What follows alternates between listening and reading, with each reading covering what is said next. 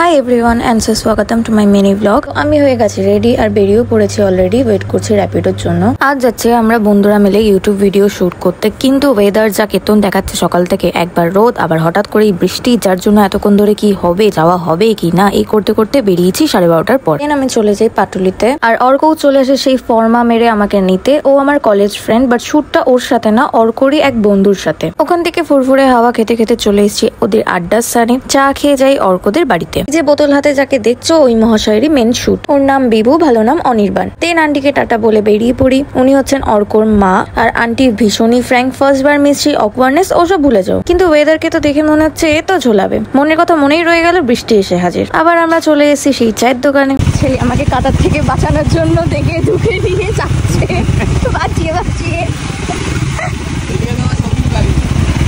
হ্যাঁ কোথায়? এদিকে। আমি মানে চুল পুরো প্যাকড আপ করে নিয়েছি, ওকে, কারণ আমি মোটামুটি কিছু কিছু টাইমে খুব উঠছে তো, দ্যাটস ওয়াই। কারণ আমার চুলটা তাহলে আগের বাসা যাতে না হয়।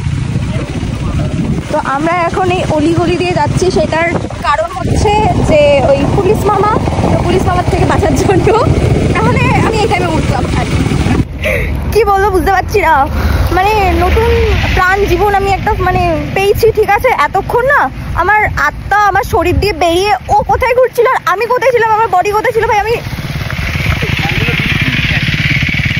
ভিডিও খুব তাড়াতাড়ি আসবে, সো তোমরা দেখো অবশ্যই।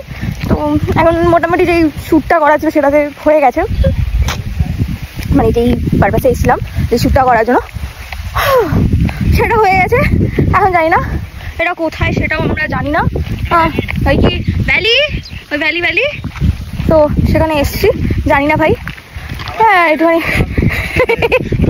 ওফ, এর একটু তস্যায় না, বলছি একটু দাঁড়া, রেডি হয়ে ফর্মাটা মারছি না, ও তখনই আমার ফটো তুলবে। বদমাস ছেলে কোথাকার। এখন ওনারই ছাদে চলে এসছে, কিন্তু বৃষ্টির সেই সুখ সহ্য হলো না। কত পরে বের হয়েছি, অন্ধকার তো হয়েই গেছে মোটামুটি। এসেছি ওদের ওখানেরই একটা ক্যাফেতে। একে চেনো এই ক্যাফেটাকে? অবশ্যই কিন্তু বলবে।